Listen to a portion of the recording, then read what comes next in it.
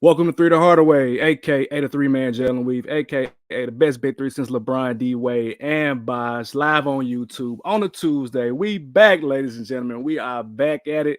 I'm back from paternity leave. I mean, I'm off from one job, but I wanted to come back to the second one. So, we had to come back. It's been about 3 weeks, I feel like. So a long ass time. Too a damn lot long, brother. I miss you, man. a lot has happened since then. Of course, I now have my second child that's here. We got a baby boy. Shiloh Savage is here, so we added more to our family. So obviously, I couldn't record when I wanted to. I mean, even now it's kind of hard to record now, but I got some time to do it, so we're gonna be here. If you are on YouTube, leave us a like and a comment in the stream. Subscribe to the channel, so we're on our way to that 200. And let's get it popping, y'all. If you don't know who I am the walking bucket, providing instant offense. It's your boy Savage. Unfortunately, we do not have the coach on the sidelines, take them to school on and off the court. And when I say it's really shitty, it's really shitty. Shitty going through some things, y'all. So y'all be in prayer with Shitty. So it's a lot going on in his life right now. So just make sure you guys think about him, pray for him, and hopefully he comes back within a good amount of time. But of course, Shitty, get right. You got family, you got kids, you got your career. So just get right, and we'll be here when you get ready, man. So I am gonna go over to your favorite DJ, Sample Man himself, Mr. Ted Shakir 2. What's good, bro? What's going on, brother? Hey, prayers up for Sheedy. You know we love you, brother. You know we love Yeah. you, man. Prayers up to him. Get well soon. We're gonna hold it down, bro. What's up? What's up? What's up? Trevor. What up, All Trev? right. So in place of the coach on the sidelines, we got my guy. We go back to kindergarten, man. So a long ass time ago. We're in our 30s now, man. We got artist, dancer, producer, DJ. He's on Twitter, Instagram, TikTok, everywhere at Ryan the Mind TV. My guy Ryan Haskett. What's up, man?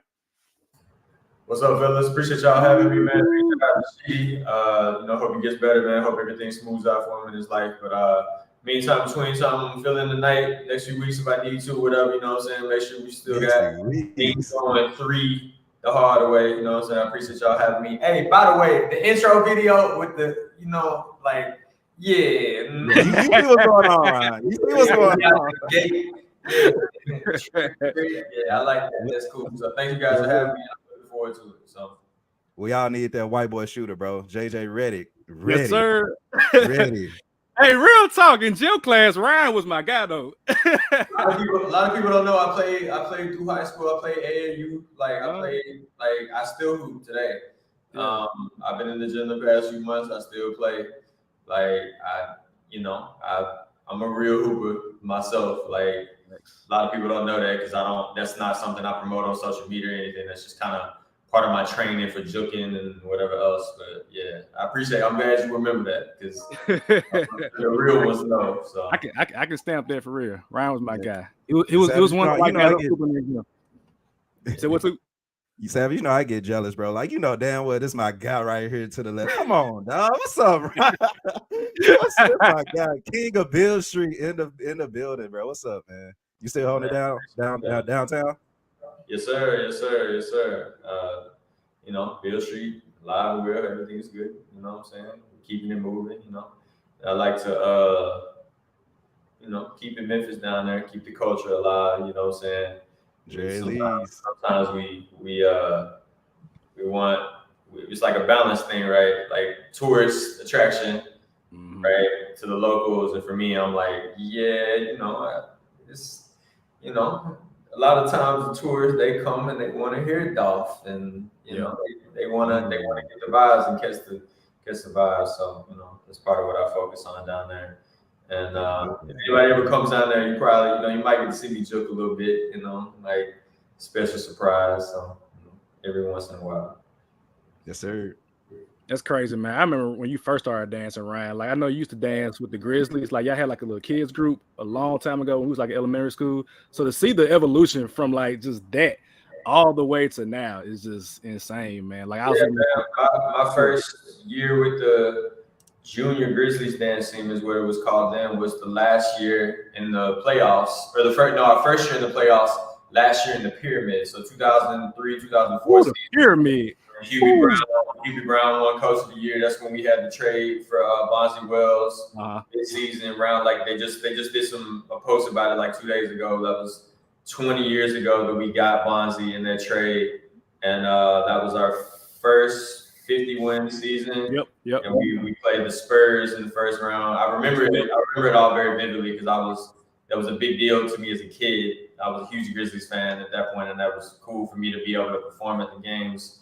And I went from the worst guy on the dance team or whatever to by the end of the season, the first home playoff game was my 12th birthday, April 22nd, 2004, and that was when they gave Hubie Brown the Coach of the Year award. It's all this like crazy memory and stuff. So yeah, that's kind of how I started my dance career or whatever. Then obviously the Forum opened the next year, and then they moved over. And that's when they unveiled the blue and yellow colors, the Beale Street blue and all that other stuff. So yeah, you've been there for the long haul for sure. You remember that.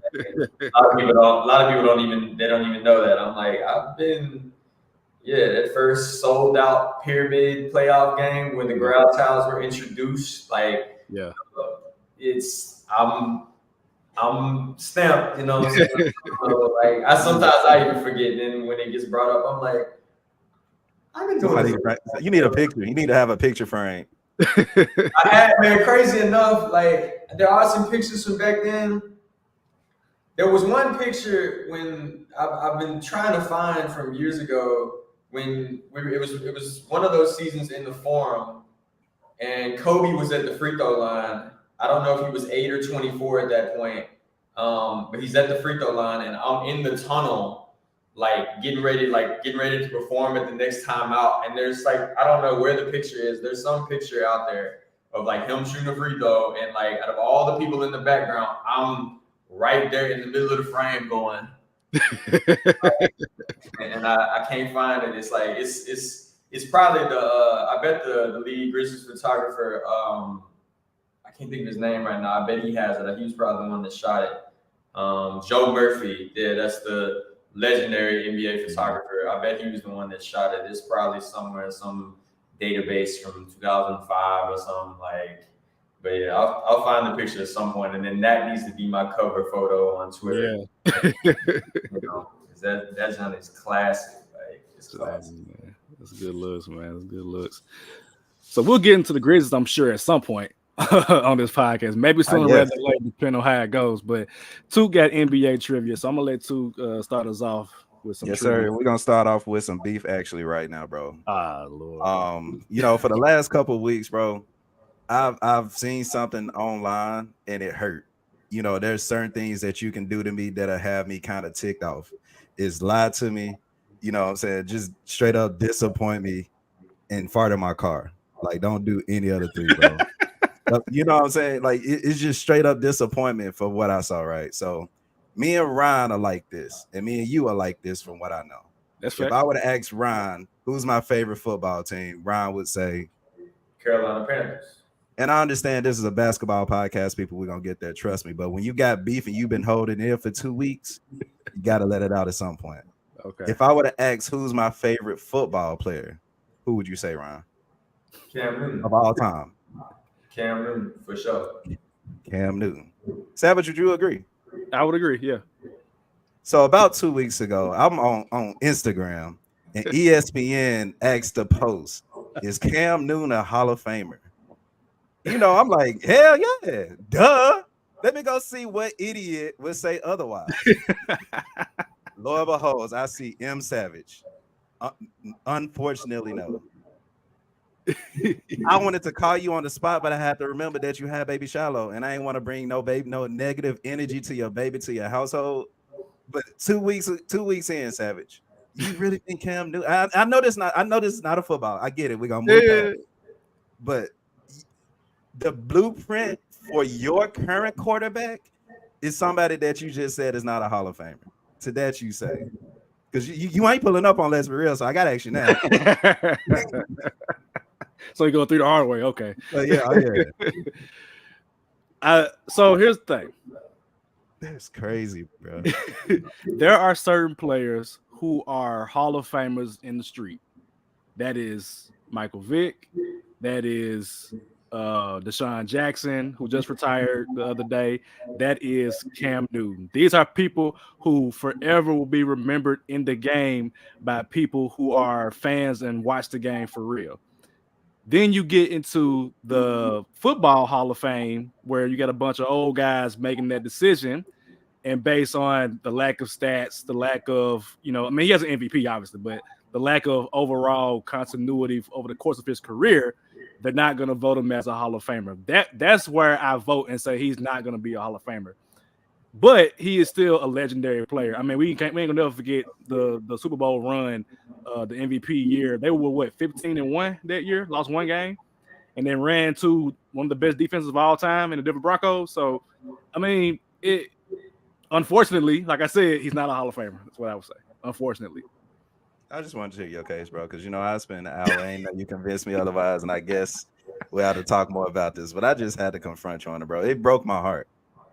It broke my heart, and it almost made me go like, "Damn, I ain't want to leave him hanging, so he got to get two co-hosts." It'd be anyway, one hard way. It'd be one person. I had to let that out. I'm sorry, basketball fans. Here we go. I'm sorry, Ryan, for wasting your time, but you understand. Man. Y'all my brothers, and brothers should be able to talk it out. Brothers gonna fight. Brothers gonna disagree. Look here, man. If I can get over you not passing the ball in intramural, I can get over the Cam. You can get over Cam. Nah, I don't know about this. I don't know if Ryan know about that, but we ain't gonna get today. That's the whole story. We'll discuss that after the show, just for the sake of the podcast. We'll discuss it in the post show. Oh man! All right. So of course, being on Instagram, of course, that's why I found a lot of good stuff. And Boardroom, shout out to Boardroom. They released the most profitable NBA franchises from last year. So I wanted to ask you guys, who are the top 5 most profitable NBA franchises right now? Lakers are 1. Oh, Lakers are 2. For Lakers 1. Knicks. Knicks are number 1. Boston. Nope. No. And the rest is gonna shock you. Miami. Warriors are gonna be there.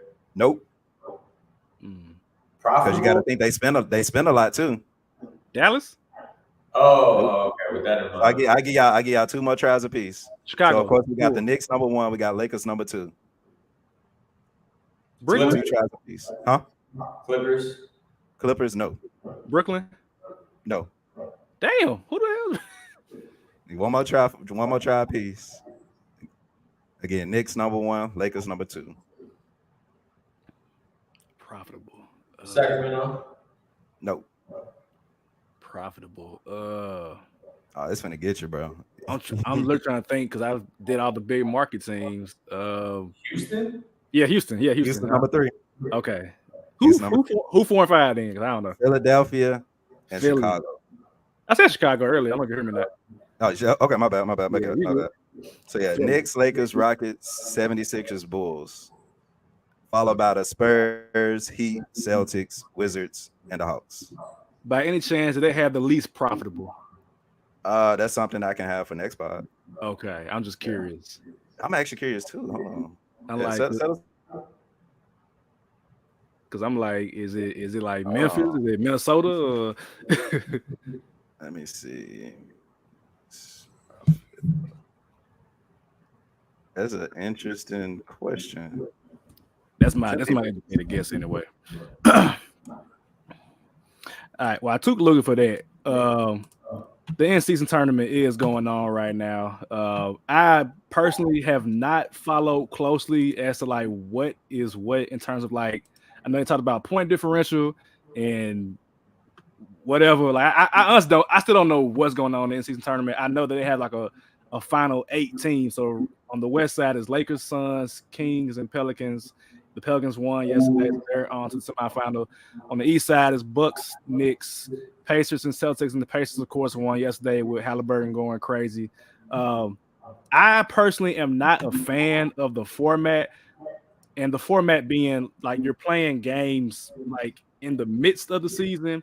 And then eventually you get to the tournament down the road. I'm fine with the tournament, but I'm not okay with just like having a game on Tuesday with your regular court, and then the game the next day you got an all red Suwoo court. You know what I'm saying? So, what are y'all's thoughts on like what would y'all change about the in-season tournament? I guess is my question, because as it stands right now, how they do it, I'm kind of not a fan of. Even though I was gonna watch basketball anyway. But what are y'all thoughts on it? I think it's a good idea. I think that it's a good attempt at something new. I actually caught the games last night, and I'm a fan of the intensity of the basketball. I caught the end of and actually watched some replays of how the Pacers broke it open at the end, and they had an insane little stretch there where they like it was tied 105 with like a minute and 30 left, and you would think like, okay, this is where Boston's gonna prevail here, like even though they're on the road. And Halliburton hit a and 1-3, so 4-point play, and then they got a stop, and it was just like it was very intense. So I like that part. Now that we're at the single elimination games. I think the point differential thing is a little confusing. I'm not sold that the final 8 teams are the best teams. Yeah. No, which is a little concerning, right? I think that there probably is some truth that the courts are slippery. I've seen a few things about that. I actually saw something happen last night at the very end of the Pelicans-Kings game after the Pelicans had kind of put it away. Herb Jones slipped in a non-contact play, and I looked at it and I was like, he's definitely going to say that the court is slippery. Although I do like some of the court designs, some of them are ridiculous too. Like, you are right about the Suwoo nature of some of it. That is kind of shocking, to say the least. Like, some of the courts are just ugly. But I think they'll tweak it and they'll figure it out. I think it would make more sense if they started it all maybe say Thanksgiving. If they did it like real AAU, real like growing up hooping, you'll have all your other games and your other things, and then when you get to Christmas tournament, like in Memphis, we have the MAM tournament, right? Like that's the big citywide thing growing up, right? It's like you start playing in that tournament at some point, and like all the other stuff goes away, and it's like you've got 8 games straight or whatever until you get in. Like it turns into like you're building up on it, and there's no break in the momentum. And I think that would make a little more sense overall. But I think they'll tweak it and they'll figure it out. So I'm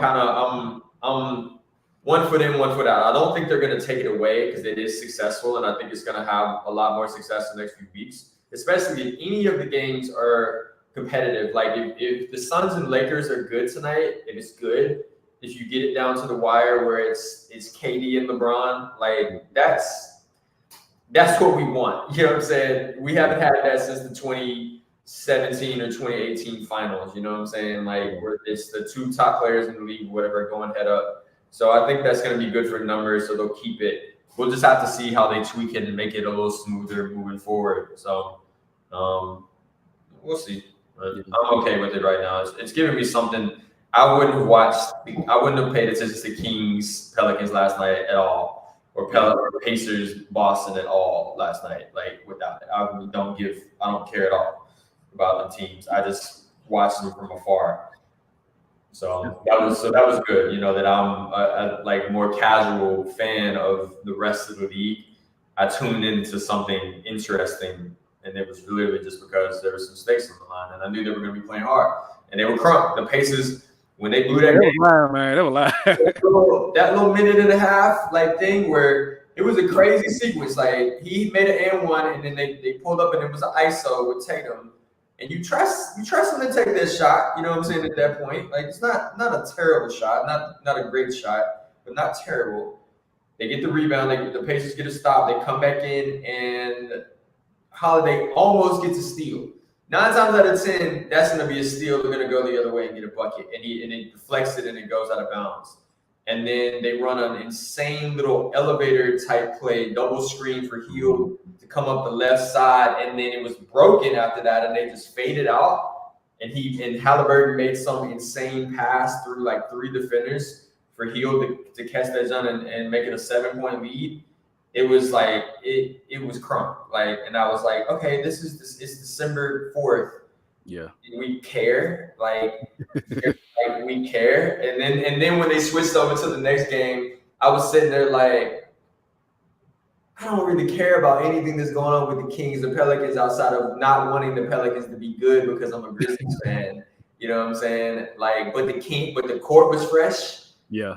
That was one of the courts. It's like it was hit or miss with the courts. They're either gonna be fresh as hell or they're gonna be terrible. And that court was fresh. I was like, okay, I'm here for it. It's December 4th. I actually, you know, it feels like the playoffs a little bit. Like I care for it. So we'll see though. They gotta smooth some things over and make it make more sense. And like I said, Tuka I think faded out. I think it would make more sense for them to start it at one point and run it consecutively.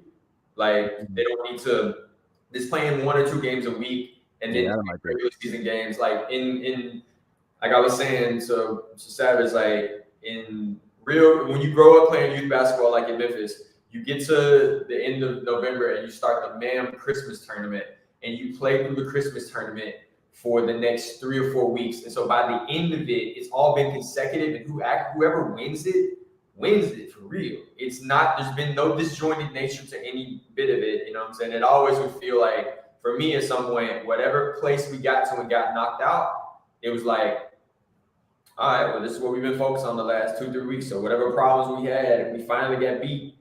All right, it makes sense. You know what I'm saying? So I don't, like all the like makeup games and all this stuff that's getting ready to happen the next few like days is kind of like, I'm like, it's been weird. It's been up and down. Like I think they should change that, and fix some of the courts. Because some of the courts are terrible. like that, whatever the Bulls had going on or whoever with the Suwoo. It just dropped paint on the court, man. It was like an all red court. I'm like, man, if I'm like colorblind or like close to colorblind, that's a nightmare to watch, man. Old as hell. It was ugly. It was ugly. I saw the courts, some of the courts on some really big TVs in different situations the last few weeks, and I just was like, E for effort. But some of these designs this year for the courts and the jerseys are terrible. Yeah. Like y'all got to do better. But I mean, it's okay. They're trying something. So I mean, I'm okay with it because ultimately, like I said, I watched some exciting basketball last night, and normally December 4th games mean nothing. Like you don't care at all. There's nothing exciting about Boston, Indiana on a Monday night in December. Like nobody cares. Mm-hmm. So that was fun. So what do you think about the end season tournament? How do you feel about it? I like it. I think, and I was one of the people that actually understood what it was. What it is like the way I look at the NBA season is you break it down into 3, or some people do it, unconsciously, but it's like you kind of break it down to 3 parts, right? You got the beginning of the season, you got, okay, we finna turn into All-Star game, and then you got after All-Star game, we finna turn it up into, all right, let's get into playoff mode. So I think the NBA did a great job at getting viewers for the beginning parts of the season, because like you said, around for the casual fan, we're not trying to look at Boston or Indiana, but because this game got a little bit more sauce to it, and you can tell that the effort is there from the players, right? Like we hadn't seen that many BS games, to be honest with you. And if it is, no defense being played, it's a hell of a lot of offense being played. So I mean, you get your fix either way. So I think, like I said, at the beginning of the season, how I broke it down is like, if you can get me to pay attention at the beginning of the season, it's pretty cool. It's gonna, of course, add revenue to the NBA, but I think in return, what I would like to fix is you up that prize. You know what I'm saying? This is the NBA. It's the freaking NBA. Ain't no way in hell that you should have players competing for under $1 million. You got it. You know what I'm saying? They're here. You doing all this to give players $500,000? Come on now.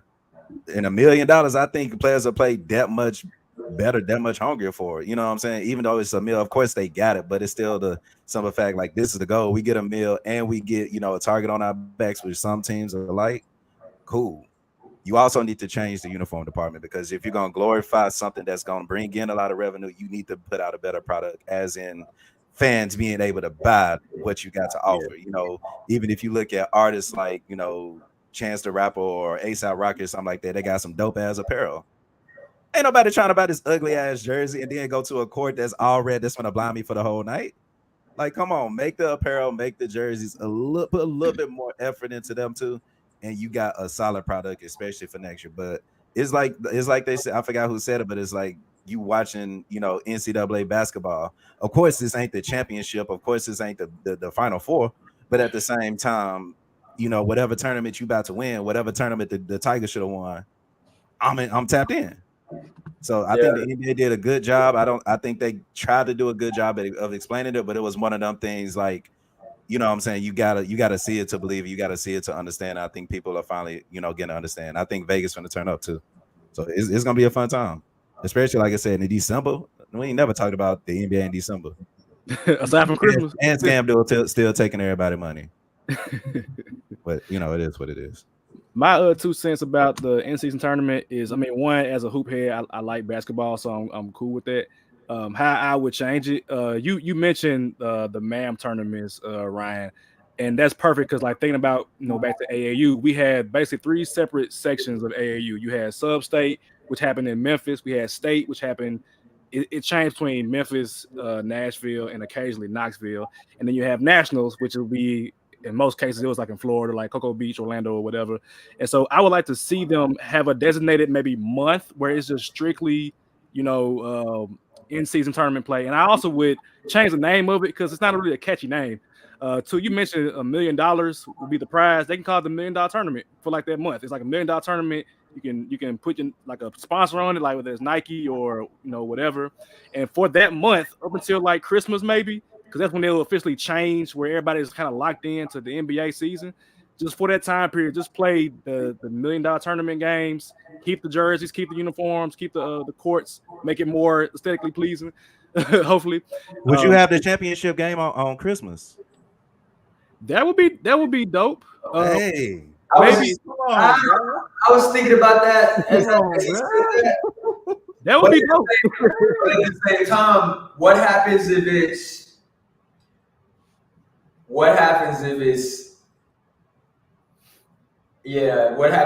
like unpopular teams, right? Like they were saying, I was watching something the other day, and they were like, it'd be really cool if the Kings played the Pacers, and I'm like, yeah, if that was the end, that would be cool for like sickos and like hoop fans. Like that'd be cool to see, right? Like what I'm saying, to see Halliburton versus Fox, that or like something like that would be really cool. Yeah. But no, Christmas Day needs to be LeBron and KD. Like, they capture the marketability at that point. I think I don't think they would short circuit that. I do think it would be cool if it ended like before Christmas this year, like the 21st or 22nd. So like, say if the Warriors went all the way through it and they won, and on December 22nd they won, they in Vegas, they whatever, and then they turn around. Now you gotta play LeBron on Christmas. It's like, okay, like that's bam. You hit them. I like it. It was like you like it. Everybody paying attention now. Like, what you going? All right, Steph, you gonna cut it off now because you don't want the in-season tournament. You finna let LeBron watch you on Christmas? Like, because now you got to focus on making sure you get in the All-Star game. Do. Right. Like that could don't tweak it. It'll be a couple iterations. It'll probably take like 3 or 4 years for us to kind of like settle on what it'll be. Yeah. But I'm hopeful for it. And regardless, they're gonna do it regardless because they're copying the European soccer. European soccer, yep. Mm-hmm. Like they're gonna do it. It makes I don't understand what's going on in European soccer that well because I'm always confused about what are y'all actually playing for? You know what I'm saying? There's always some cup or something that's going on, so it's a little confusing. But that's me being an outsider and a casual, right? Like they can make this make more sense because it can be very linear, and I think they'll figure it out eventually, and that'll be cool. And I'm excited. I mean, like I said, we need to do something. Like I don't want to wait until April and May for basketball to be meaningful. And the other thought is like, for example, me watching Halliburton and then me watching the Pelicans and Kings last night. Now I'm a little deeper on those teams now. Mm-hmm. So now as they progress through the season, I can think about what I saw. I saw Zion do some questionable things at the end. His body language got kind of weird. I saw some things happen, and I was like, I don't know. And I also watched the Kings get out to that 15-point lead in the first quarter and thought they were going to wash them. Then the Kings fell apart. So it just made me think like, all right, let's see what happens with these teams the rest of the year. You know what I'm saying? Like, it added a little more interest and a little more knowledge for me in as far as what's going on in the league. It would not have happened if there wasn't any stakes to it. Like if it didn't mean anything, like I said, I'm not gonna watch any of it. Like I don't care. Like just tell me who won or lost, and even then, I don't care. Like I don't care who wins in Sacramento. I don't care. It doesn't matter. Like I'm looking at the Grizzlies next thing or whatever. I'm watching the overall scope of the league. I'm not like getting super hyper specific. So we'll see. I think they'll figure it out though. Yeah, they'll figure it out, man. It can only go up for here. It's kind of like with the play-in tournament. They introduced it, they tweaked it, and now it's a thing now. We're used to the play-in tournament now. Play-in tournament, we were all shaky on it in the beginning. Yeah. And now it's turned into something that's really cool. Yep. Like I was watching the Heat and Hawks last year, going, I don't know what's happening with the Heat all year. And then they won that 10-9 game. Then they were 10-7 or whatever, and they got in, and then they played Milwaukee or whatever. I guess they were the 8 seed or whatever. I watched them and be like, they're so weird this year. What's wrong with them? Then they win a crazy game. Then they win the next game, and now they're in the 8 seed. And I had paid attention to it. And now when they're beating the crap out of Milwaukee at whatever point, when Jimmy had that 55-point game, I was like, I've watched the last few days and been like, how did they go from almost losing and get knocked out as the 10 seed to the final? It's like where they're in Milwaukee, like, and he is killing Giannis. Like it was cool. I was like, all right, they done figured this out now. This makes sense. This gets me excited. And then you remember at that point, all that stuff that happened in November doesn't matter. It's April now. Yep. It don't matter. Like Jimmy's going crazy right now. It's April. Like what happened? It don't matter. It don't matter. It don't matter. He's in the playoffs now. What's up? Lace him up. You know what I'm saying? That was cool. So we'll see. They'll figure it out. Yep. Sure. All right, let's talk to our sponsors real quick, and we'll get back with the NBA grades.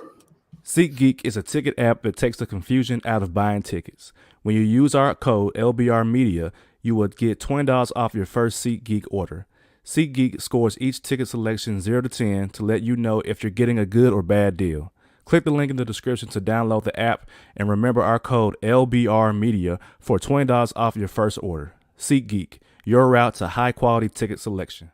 This episode of 3 to Hardaway is brought to you by the BetStamp app. BetStamp is helping thousands of people win at sports betting for free. The same way travelers use Google Flights or Expedia to find the best prices, sports bettors can now use BetStamp to do the same. When you place a bet, the odds given by a sportsbook will determine how much you can possibly win. Even when betting on the same outcome, different sportsbooks will offer varying payouts, and these differences can be huge. Thankfully, BetStamp allows you to easily line shop for the most profitable odds across all sportsbooks. You can click on any matchup and instantly see all the different odds for games lines, player props, and even future bets. Line shopping is the simplest way to find an edge in sports betting and maximize your chances of winning long term. On average, BetStamp users win an extra $1,000 yearly just by line shopping. You can find the BetStamp app on the Apple Store, Google Play Store, or through your browser at www.betstamp.app. To access all these benefits, sign up using promo code LBR. That's LBR, and start your journey to sports betting today. If you forget to use the code upon sign up, you can always enter our code in your BetStamp account settings afterwards. BetStamp. Bet like a pro. All right. So, NBA grades. We are going to go through each of the letter grades, and we are going to discuss the teams that we have within those categories. The guys decide to go in bottom to top order. So we will start with the NBA teams that we currently have given an F grade for in whatever capacity. So I'll go first and name my teams. We can just go around and name our teams. The teams that I've given an F so far in the league, and of course it's December 5th, so it ain't like it's the end of the season right now, but as it looks right now, these teams have an F in our opinion. So I got 6 teams. I got the Bulls, I got the Wizards, the Pistons, Blazers, Grizzlies, and Spurs. Those are the teams I'm giving an F right now. What you got to? This is what I call the "what the F y'all doing" squad. This is, of course, pretty much the same teams you got. Chicago Pistons. What the F y'all doing, man? Y'all have. I don't know if he froze or what. He really had something to say right now. Basketball guy struck him down. So go ahead, Ryan. Get yours. So I have 5 out of the 6 teams. Pistons, Wizards. The Wizards are ridiculous right now. Yeah. God, they're just ridiculous. Blazers, Spurs, the Bulls too. The Bulls don't know what they're doing. Although they had that game where they Caruso hit the tying. They're just confusing. They're just like they're gonna end up tearing it down. It's just a mess. I'm not gonna give the Grizzlies an F right now. I'm a little biased for sure, but the Grizzlies have almost been playing 500 ball the last few weeks. Mm-hmm. And so I'm going to give them a D, but everybody else for sure a solid F. And the Grizzlies are on if there's a D tier, they're at their very bottom. Like if they have another bad couple games this week, like they back down to F. But they've been playing about 500 ball. I think they had a winning week last week or whatever. I think they were 2-1, and that's still with a ton of injuries. Yeah. So and the thing that the Grizzlies have done well with the last few days, their defense is kind of rounded back into form a little bit, and that's without Marcus Smart. And there's still a lot of injuries, and obviously Ja's not back. So I'm kind of they've been F all year, but I'm gonna give them a D because they've nobody else in that category, in the F category, has played anything near 500 ball at all. Yeah. So they're just. I want to give them, so I didn't want to give them an F, but I feel like for the purposes of the episode, I gave them an F. I really would have gave them an I for incomplete because we really can't grade them until they get Ja Morant back. And so I was like, I'm gonna give them an F just for the time being, but really it's an I because we won't know what they look like up until right. They just rounded in the form a little bit the past few weeks. They played almost 500 ball or a little under 500, which makes me go. And Frank Vogel, the Suns coach, made a statement after they played him. He said they're not a lottery team. Their record should be better than it was, and that was when they were like 3-11 or something like that, and or they're 2-11 or something like that, which I thought was interesting because obviously Frank Vogel was a championship winning head coach and everything, so that was high praise. But also, I just at that point was like, all right, well, we'll see how they round in the form, and then they've played okay the past 2 weeks. So it just gives me this like sense of maybe we're not going to be in the bottom 5 if we. I think that the season will be better for them, but I give them a D right now. Everybody else, yes, they're both. The rest of them teams, some of it's understandable. The Blazers are super young; they don't know what they're doing. The Spurs are super young; they don't know what they're doing. The Wizards just have idiots on their team; they don't know what they're doing. The Pistons are super young. The Pistons don't have a hierarchy of what they're doing. They're still instead of like just letting all the top talent play, they're like. They don't know what they're doing. Like, why is Asur Thompson on the bench again? I don't understand it. Like, you got Asur Thompson on the bench. Jaden Ivey's playing inconsistent. They should be playing. If I was management there, all of the top 5 picks that they have on the roster will be. All y'all playing. We gonna figure it out. Y'all gotta figure it out. It's gotta be Cade, Ivey, Asar Thompson, James Wiseman, and Jalen Durden out there. You've got to let them folks sink or swim, and you're taking the flyer on some of this high-level time. You've got to let it figure itself out. You know what I'm saying? James Wiseman gets 30 minutes a night, and he's putting up 9 points. Clearly, he don't got it. You know what I'm saying? Like, there's no way Isaiah Stewart should be playing over him. You're not playing for anything. Like, but, yeah, I rest my case on that. Yeah. I'm biased Wiseman for sure, so. Yeah, I don't know what's going on with my Pistons, man. It ain't even my Pistons, but the Pistons, the playoff Pistons, they are pissing me off. Pistons. Have they won yet? They won twice, I think. Yeah, twice so far. I started watching them. I ain't watching that trade. Winless in November. It wasn't. They're on a 17-game losing streak, bro. 17 games. 17? It's gracious. Bro, I done seen this team give up so many fourth quarter leads. It's crazy, bro. I mean, I guess like you can account it to their youth, but I thought like with getting K back, they'd be playing a lot better. I thought the bigs would be playing a lot better. I saw Thompson is the best rebounder on the team outside of Jalen McDermott. And it's like, I don't know what's going on. Hopefully, maybe when Bogdan come back. They got no hierarchy, man. They don't know who's the leader. They all a bunch of talented young hoopers. They don't got no when Ja got to Memphis, for example, right? Or when Steph got to Golden State all those years ago, it's clear you're the best player.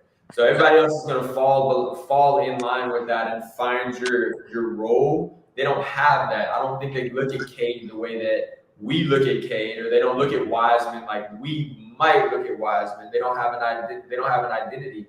They just out there doing a bunch of dumb stuff, and then that breeds lack of trust, lack of chemistry, all of those things. Like even benching Jaden right now, it's like what the you got to think that. Yeah, I don't understand that one at all. You got to think that makes the players from last year's team look at the coach like, bro, you don't know what you're doing. Mm-hmm.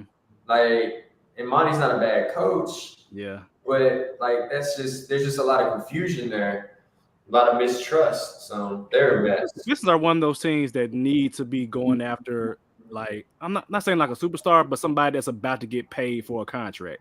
Mm-hmm. So whoever's a next level player that's about to get paid, whoever's from Desmond Bain's draft class or the one before or after that, because you have too many kids, man, and you don't have a clear I don't want to say a non-elite player, because I think Cade can be elite, but it's the talent don't mesh well. It's just Duran should be killing right now. Cade should be killing. They have too many people that want to be the man, I think, because I think Jaden Ivey wants to be that guy. He was that guy, last year. He was playing a little bit better last year. They're kind of in a Sacramento. He's playing way better.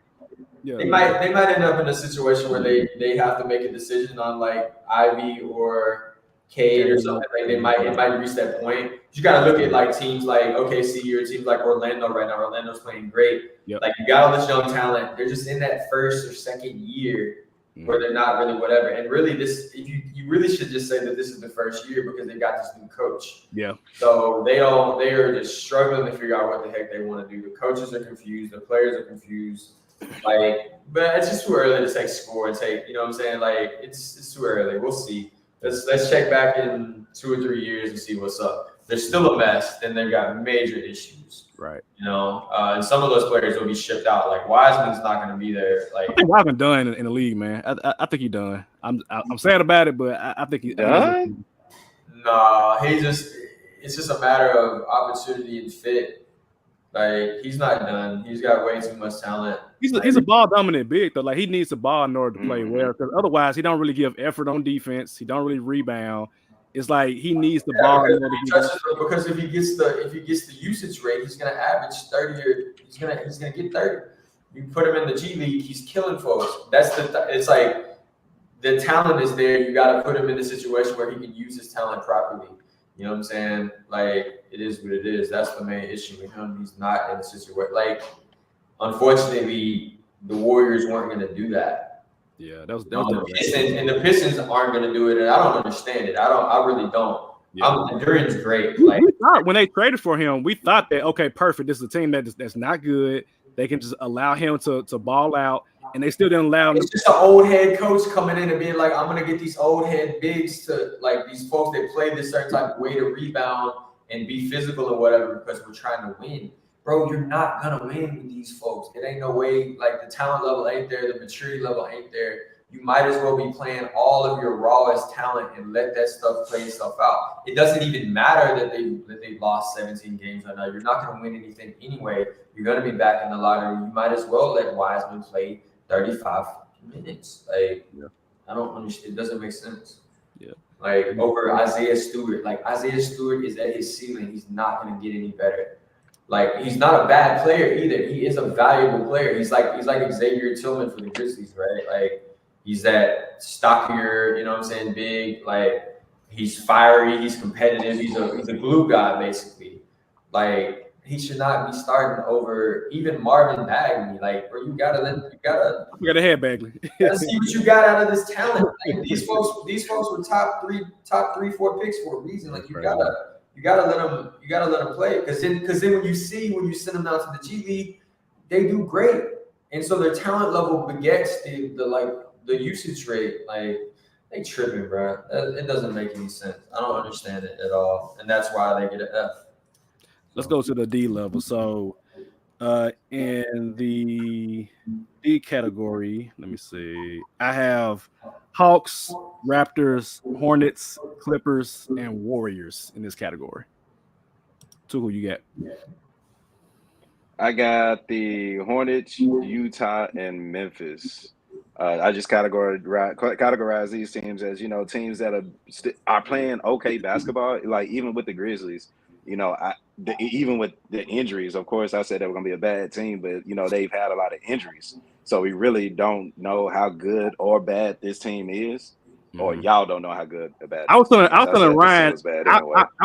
I would have gave him an I, like an incomplete, because you don't know until Ja gets back. You just don't know. Yeah. Well, I still said, I gave him a D because these are teams that I'm doubt they make the playoffs. So, Yeah. And Houston as well. Houston is interesting. We got we got to talk a little bit about Houston. Yeah. You know what? I'll take Houston off that list. Houston not on that list. Oh, that's kind of low for them. We're gonna talk about them. Okay. Yeah, let's talk about them. I've got the Grizz. I put the Grizz in D because they've been playing about 500 ball the last few weeks. They seem to kind of be figuring something out. Defensively, they're definitely, and their interior defense, like if you look at that, they're up there. They seem to be figuring it out. So I got the Grizzlies. I got Utah. Utah's not exactly a complete mess, but they're down there. The Hornets for sure. Yes, they've got LaMelo out now. The Raptors. For sure, the Raptors don't know what they're doing. Interesting, you guys said the Warriors and the Warriors disappointed me, man. Like I don't like. I said the Warriors. The Warriors. I said the Warriors. I'm disappointed in what I see from them because I feel like they've got to be a C. They're not playing that bad. Their expectation, they should be playing way better, but they're not playing that bad. And that's why I have them at a D, because I feel like I didn't like the Chris Paul acquisition in the first place. I feel like that's bad for them on defense. He's a 37-year-old point guard. He's coming off the bench. He does not want to be off the bench. Steph playing out of his mind. Like Steph can be good, but it's like he needs help around him. Clay is, I ain't saying he's washed because he can turn around at any point, but he's not as consistent as he was in years past. Draymond be getting suspended, punching people in the nuts, choking people out. Like Steph is the only constant, and we know about Steve Kerr's ills, stemming back from Team USA as far as like being able to actually coach when it's time to actually coach. Not saying he's a bad coach, obviously, but like now is a time where you have to know how to coach, man. And Kuminga's been playing well too, but I don't think Kuminga is out of the path of what they need for this timeline. Like he's good, but by the time he's in his prime, Steph is gone, Clay is gone, Draymond's gone. And if I'm the Warriors, do I trust Jonathan Kuminga to be a cornerstone for my franchise going forth in the future? So I personally would try a commandment is trade White Values out with Kuminga, bring in a Pascal Siakam, bring in somebody like that can contribute right now towards success. So for right now, I had to say it's a D because knowing how the Warriors can be when they are on, they are not to that standard right now, in my opinion. I can't see it right now. No, they gotta get a C to me. They gotta get a C for me. They're not playing that badly. They're not sunk yet. They're like if I compare the Warriors to the Jazz, or the Warriors to the Grizzlies right now, or the Warriors to the Raptors right now, they're not in that tier. They're not having a complete meltdown, and some of that literally just is because they got Steph.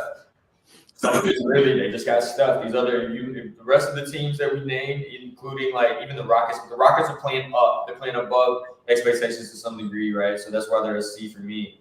But no, the rest of these folks in F and D, they don't have a Steph Curry. They don't have a top 5 undisputed top 5 player in the league that can go off at any, and they literally can carry you to a victory almost every night. Like none of these other teams have that. LaMelo could be that at some point. He's impressive this year. He's out right now though, but no, the rest of these teams indeed they don't have Steph, and they also don't have 9 or 10 wins either. They're 1 or 2 games below 500, and they've lost some close games the last few weeks, like some really close, really winnable games. That game versus the Kings the other night, although there was that point differential nonsense going on with the in-season tournament, they probably should have won that. Malik Monk made an incredibly lucky shot basically to win. Like, not to take anything away from him, but it's like that would have been a dub. So if that is a dub, what happens? What happens if Draymond doesn't? What happens if Clay doesn't start choking him first and grabbing him? And you got Draymond out for 5 games. Like, some of that stuff, I'm just not. Well, Draymond good for that though, man. He good for some dumb shit. Though, I know, but I'm not out on them yet. I'm not out on them yet. They're having a timeline issue. They've been having a timeline issue for the past few years. Like, the pool trade was to get the culture back right, because that was a major fracture in their culture last year. They were terrible on the road, because when they would go on the road, they were set. I'm sure they would get to the hotels and get to these cities, and it's like they're on the plane, and it's like they've talked about it. Draymond, Clay, and Steph sit together on the plane with like Ty Jerome or whatever, like one of the other, like, you know what I'm saying, undrafted players or whatever that sits with them. You got to think about that. You've got Poole and whoever else in the back of the plane, and whatever other vets you've got in the back of the plane. Culture fracture. That's why they did that. They had to get him up out of there. But it was not necessarily the right play. You know what I'm saying?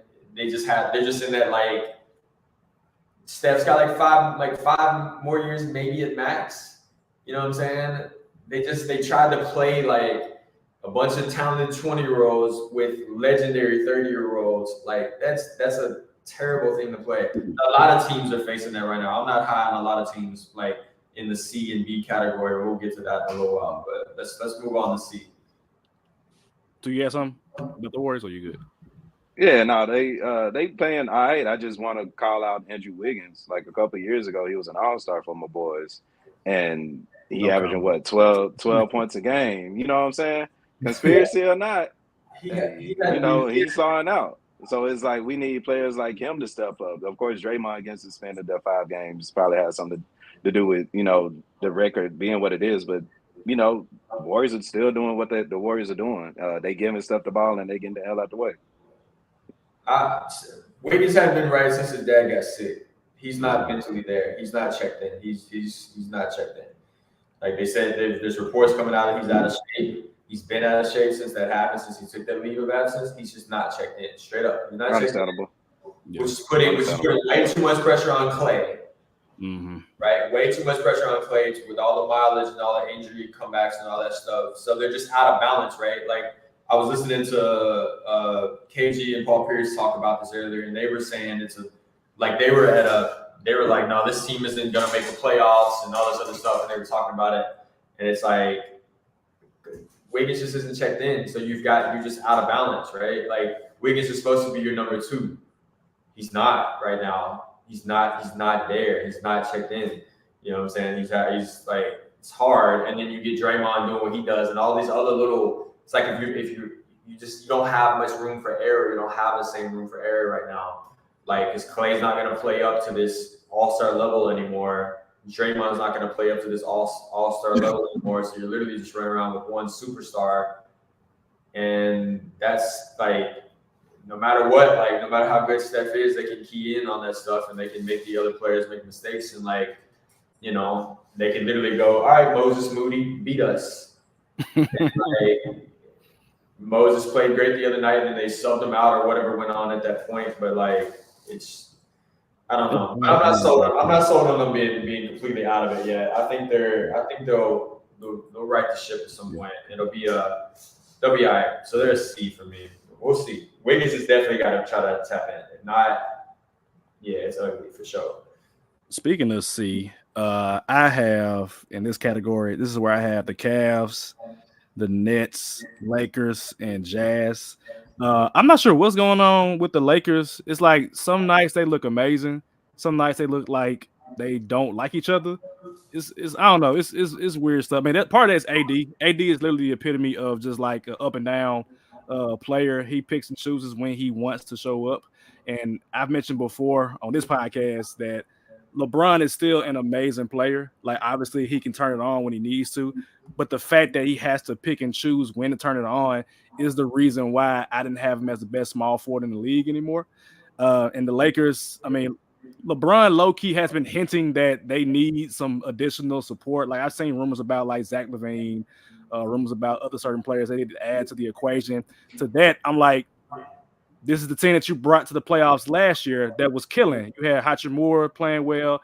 D'Lo had a great game the other day. What the hell going on with Gabe Vincent? I'm mad that Sheedy ain't here to explain what happened to Gabe Vincent when he left Miami. But Gabe Vincent is not as advertised for the Lakers anymore. And so the Lakers, for me, I don't have them as a D or like a B per se. They're kind of just average right now, which is about what their record is right now. They're an average team, like in the play-in. As far as the Cavs and the Nets, those teams are kind of just treading water right now.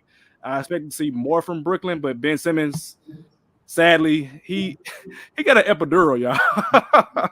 If you don't know what an epidural is, that's something that women get when they're pregnant, when they're about to give birth, so that it's less painful for the delivery. And when I saw that Ben Simmons was getting an epidural, I was like, is he pregnant? Or what the hell is going on with Ben Simmons? Like, I know he had back issues, but but man, so as a Ben Simmons former supporter too, don't. Are you former now? You change up every day. You change up just like Anthony Davis. We all know. We don't know if you're a fan of Ben Simmons today or not. Right now, I'm not, because he ain't playing basketball. He not playing, man. So he ain't helping Mikal Bridges out, who's been playing well. And the Jazz is just a mid team in my opinion. Like, they're like what, 7-13? Let me see. And that to me is about right for them. So I'm like, that's an average grade in my opinion. Like, they're not trying to actively win. They want a draft pick. They want to get a good player in the draft next year. So to me, that's about right for them to see. Cool. I got this is where I got Houston.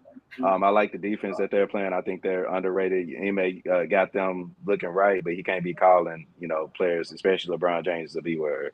Like that, you can't be doing that, dog. You tripping, man. You don't do that on the basketball court. He tripping, especially on the court. Like after, like even don't even do it out. Don't do it. Just don't do it at all, man. He tripping, but he do got them playing good basketball.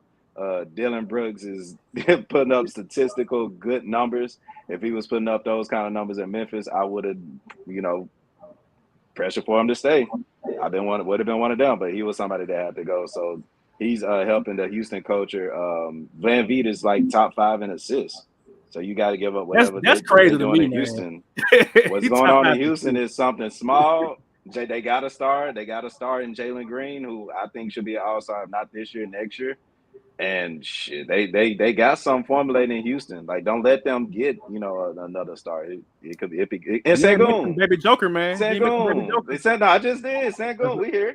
Sengun. I'm like, hold on. How we talking about Houston ain't mentioned Baby Joker? Baby Joker, hey man. And they had a post I saw of like Charmander, Charmeleon, and Charizard. And Sengun was Charmander, Sabonis was Charmeleon, and Jokic was Charizard. I said, man, that's some crazy shit. But that's what's happening right now in Houston, man. Shout out to Sengun. Shout out to him. I got Cleveland as well. Everything you said about Cleveland and the Brooklyn Nets. I think Cleveland got to make a move eventually. Y'all been saying that, but it's just something way off about Cleveland I can't put my hands on. They still hurt lately. Yeah, but still, even when they healthy, it's still.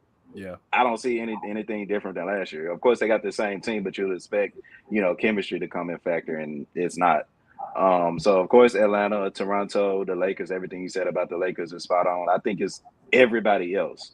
You got the Austin Reeves, who's not going to the free throw line 10 times a game. You got Rui, who was supposed to be better offensively. You starring Cam Reddish, who's, looking like a better float because he can actually score the damn ball. That's what the Lakers need. The Lakers need D-Russ to take more shots, believe it or not. And until the Lakers get everybody else going, I think this is going to be the Lakers team. That's why they need a move, because everybody else is not performing to the expectations that you're supposed to, especially when you were brought in, especially when you made the playoffs and got to the second round and lost to the Nuggets. People's like, okay, let's get better over the summer and do what we're supposed to do in the season. And we're not seeing it from the Lakers right now. Granted, it's still early, but I would like to see a little bit more. If they make a move, they do got the pieces to do so. I got the Pelicans is on here. Also, I got the Clippers. The C is what I say could be playing better. The Clippers could be playing better. They got 4 Hall of Famers who are ball dominant, who I think got a strong chance of figuring it out. When we do this, later on this season, they can easily be a B team. At the end of the day, they can almost be a D team as well. They can stay right here. So it's really going to be up to them. They literally got all the pieces to be an A team. They just need to go ahead and put it together. So again, for the C's, I got Houston, Cleveland, Brooklyn, Atlanta, Toronto, Lakers, Pelicans, and Clippers. For me, we've talked about a couple of them. I've got the Warriors, the Rockets, the Hawks are there. The Hawks are just mid. Not really sure what's going on with them. Nets and Cavs for sure. I mean, obviously the Nets are kind of dependent on Ben Simmons and what's going to happen with him and his health because they're kind of in that gray area, right? You've got the Lakers. The Lakers are they're always just a mess. They're always just celebrating too early. Every time they play good, they just seem like they're champions. And then AD takes a couple nights off and they're back to like getting blown out by the 76ers. Blown out terribly by the 76ers. Like, what the heck is going on with y'all? Clippers, I'm out on the Clippers. I'm completely out on them. I think they're just going to end up blowing it up. I think this is just like the last train stop for a lot of these superstar players. It's unfortunate. They've got too much of the same thing. Yep. You cannot win like that. You need to have a wing, and a guard. Like, you need to have balance so that you can have differentiation in your offense and what you're doing. Like, they just have too much of the same stuff going on. They've got too many egos for sure. Russ and James Harden are not going to cooperate at a point. They're not going to play roles. You know what I'm saying? They're not. Like, Harden's not going to guard, and Russ is not going to be a point guard and not shoot. Russ is going to shoot. You know what I'm saying? And he's not a good shooter. So I'm out on them. Good luck. You know what I'm saying? Like, they could be amazing. You know what I'm saying? But I just think they don't have any roster continuity. They don't have any balance in their roster. So I'm out on them. And they've been playing like it too.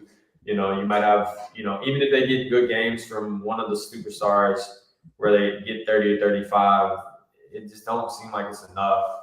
And I don't think they have enough defense either. But I think they have some liabilities in certain places. And even when they switch and they like add Tucker in, right? Like, Tucker scored no points the last 9 games. PJ Tucker scored 0 points the last 9. Zero. Like, from a hooper. That ain't the only time. That ain't the only time he scored 0. Come on, man. I'm not going to get on the court and put up 0 points for 9 straight nights, bro. It don't matter who I'm playing against. Like, there's no way. Like, that's ridiculous, dog. It takes sacrifice, bro. I'm about to fact check right now just to make sure. Bro. You gonna get a free throw or something, bro. A breakaway layup or something, bro. Come on. You play defense. Hey, hold on, bro. Let me fact check. Win championship according to y'all. I'm dead serious. But not y'all. Hey, yeah. Hold on, bro. Hold on, bro. 0, 0, 0, 0, 0, 0, 0, 6, 3, 2, 0. Oh my God. 7 zeros. That's crazy. Come on, man. That just means that they just don't have balance, right? Like, if he's gonna play, which they need him to play, right? They need him to lock up, right? Because James ain't gonna guard a traffic cone. You know what I'm saying? He ain't gonna guard nobody. James isn't doing anything on defense, essentially. And that's never been his forte. It was better when he was younger, but like, now his ego is just there. He's just not gonna give the effort. You know what I'm saying? He's not gonna stand up. But then if you trade offense for defense, right, and put Tucker out there, Tucker's gonna play like hard-nosed defense, but he's gonna give you nothing on the offensive end, right? Like, that's terrible. The Cavs too. The Cavs are just mid. So we pretty much agree on all those things. I give Houston and I give the Warriors there, and I definitely, like I said, I have the Jazz down in D. Although the record is kind of in the middle. Like, watching a couple games of theirs and looking at the roster and what's going on with them, like, they don't have enough. Like, they're at D to me. So I mean, and there's a couple teams that should be higher for sure. The Lakers should be high. The Lakers should be at least a B. They should be. The Clippers should. I agree with that.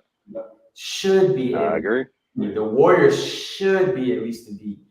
I agree. You know what I'm saying? But they're not. And they all have issues. The Lakers' issues is just consistency and buy-in and whatever else. And that's literally just, to some degree, that's just the LeBron effect. Like, that's how LeBron's teams have been the last, like, decade. Yeah. Since the 2016 finals, where everything was cohesive and they came back on the Warriors, all of his teams have had that sense of like entitlement and role issues. So they're just very inconsistent. And then LeBron ends up going, I have to carry all of y'all on my back and I'm mad about it. which is Like, crazy. bro, you made the team, LeBron. Like, what you mean? The GM thing that they're talking about, that has real like just think about it, man to man. No matter if you're the GOAT, if I'm in the room with LeBron, like, nah, bro, you ain't finna hold me out on nothing. Like, there's nothing, you know what I'm saying? If I had a bad game, I had a bad game, right? But that sense of entitlement with them, it's just been going on, and that's why the Lakers have just been a mess the last forever. And yes, they've had streaks, right? Like, they played great last year at the end of the year. Obviously, they washed the Grizzlies in the first round, which, we have our injuries and issues, right? But they still beat the crap out of us. But then they're back to this year. You think that they're going to be like a or B like tier team, and they're not. And it's just like, y'all just got issues. You know what I'm saying? Y'all just had issues, and whatever. Like, I don't care about the Lakers at all, but they should be playing better than they are, for sure. So let's go into the B category. I actually got a lot of teams in the B category. I have Knicks, Sixers, Pacers, Heat, Thunder, Suns, Kings, Mavs, Pelicans, and Rockets. Real quick on the Rockets, because I know their record's like 8 and 9, something like that. But the fact that they're playing well and they're well coached is the reason why I gave them a B. They're not gonna make the playoffs. I'll be surprised if they do. That's an A+ in my opinion. But the way they're playing right now is good. They, unlike the Pistons, understand who their young talent is, and they're working through Sengun, working through Jalen Green. Whenever Amen Thompson gets back, hopefully working through him. And as Coop mentioned, like, Fred VanVleet is 5th in the league in assists. I was not expecting that from Fred VanVleet, as somebody who is a huge fan of Fred VanVleet. So for them and how they're playing, that's why I gave them a B. I won't get into all the teams that have a B, but I will point out the Knicks. Do not let the Knicks record fool y'all. Not y'all, but like the They viewer. play good basketball. Like, do not let the Knicks record fool y'all. I said it for many episodes. This is a top 4 team in the Eastern Conference. They are playing good basketball. Jalen Brunson has a chance to be an all NBA player this year. Like, just watch. Jalen Brunson hooping. Now, I still would trade Julius Randle. He playing well too. I still would trade him, but the Knicks are a top 4 seed in the East, and they will give somebody a problem in the playoffs, so long as they're not injured. But yeah, I'm gonna let y'all go in on y'all B teams. I like what you're saying. Everything you're saying about the Knicks is 100% right. Tibbs got them boys playing right. They got the pieces. They got the chemistry. Jalen Brunson is definitely one of those guys. So we ain't got to question that at this point anymore. And they just flowing right now. So shout out to them. Another team that's flowing right now, Indiana. You talk about somebody that's top 5 in assists. How about your guy Halliburton that's number 1 in assists? Whew, I know you're going to talk about them, so I'm going to let you have that. B, of course, honestly, I got the Miami Heat. I don't know why, but they still playing decent basketball without everybody that, supposedly that got away from them. Like I said, they got a solid roster, in my opinion. And even with Jimmy Butler and Bam missing games, I mean, they still can be in the playoffs. So I want to preface my next ones by saying in my A list is where I have the top 5 teams, my top 5 teams. So that's why, I didn't have a lot of teams. But, of course, these are the teams that are playing A basketball. They just not top 5, which is how I broke it down. Philadelphia, they playing amazing basketball without James Harden. They're one of the number 1 teams offensively and defensively. And James Harden. Joel Embiid is number 1 in scoring again. They getting the ball to the big man as they should, and they begin to hell out the way. Tyrese Maxey is just flowing like we all expected. Shout out to Kelly Oubre, who was playing good basketball before he went down. Of course, he'll be coming back soon. They just got a system and everything's flowing. Nick Nurse got them playing hell of a good basketball. Let me see, Milwaukee. Like, they lost a lot for sure defensively, but of course offensively, I think they're like top 2, top 3, something like that. So of course they putting the ball in the hole. You can't stop Dame and Giannis. But like I told y'all, in order for this team to be an A team, really, in a championship team, in my eyes, is gonna fall under Giannis Antetokounmpo until he continue to develop more. He's gonna either keep them up or hold them down. So I'm expecting to see, that as the season progresses. Last 2, I got Sacramento. Of course, I can't say they're a top 5 team, but of course they playing A basketball.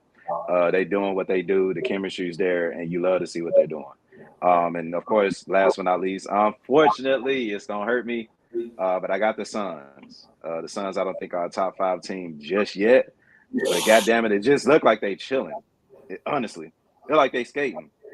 And you know who else is skating and averaging almost 50% from 3-pointer? It's that dog Kevin Durant. I ain't heard nobody talk about how good and efficient. Those are the words. Good and efficient Kevin Durant is playing. And he's second in the league in scoring. I don't hear none about how people saying he's averaging almost a career high in assists right now. I don't see nobody talking about how he's averaging 7 rebounds a game on a block a game on a team that's missing their third best player.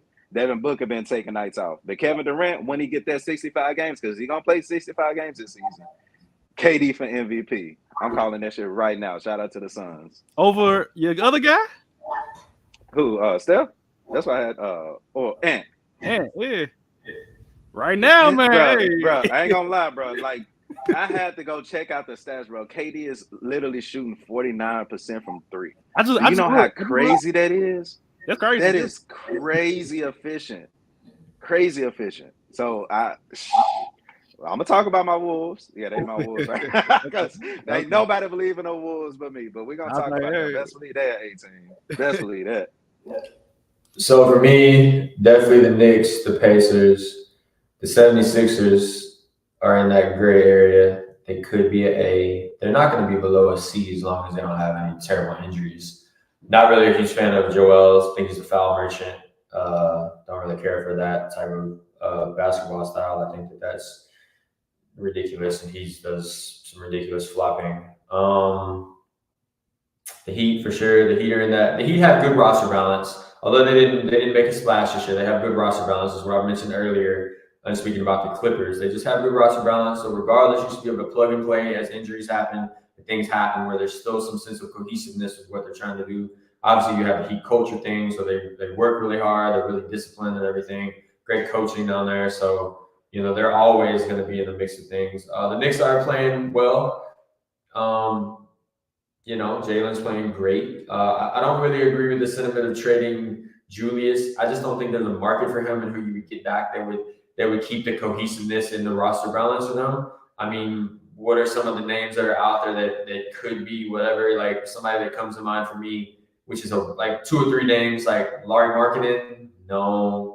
Like, are you gonna try to do something with the Blazers and try to get DeAndre Ayton? No, DeAndre Ayton would die under Thibodeau. You know what I'm saying? So who would you trade? Like, who would you get that would like create that would just create a black hole for them in the front court? And that's just not going to work. So I think that they're pretty much going to be who they are, and the Knicks they're a top 4 team in the East behind the Sixers, the Bucks, and the Celtics, I guess, or maybe the Magic, depending on how the Magic season pans out. I don't know. You know what I'm saying? But they're playing okay, and they're doing fine, and they're definitely well coached, and they should be okay. In the West, for sure, the Pelicans, the Kings, the Thunder, who are playing excellent.